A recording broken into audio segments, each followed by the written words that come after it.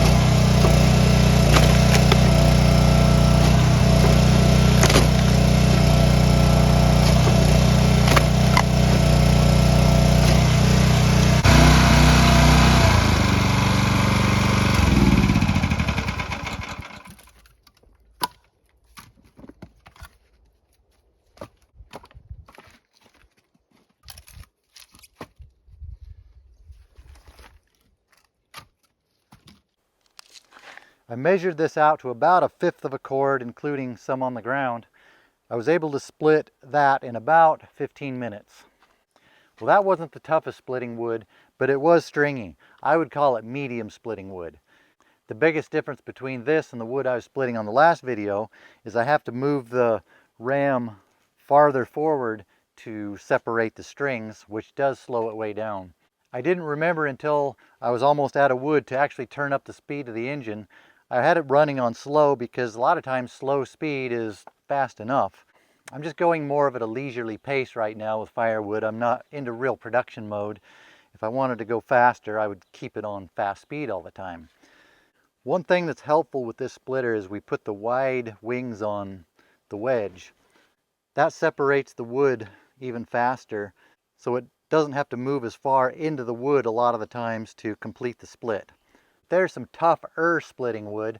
One of these days, if I run into some really tough material, we can run it through here and put it to the test. I think that's it for today.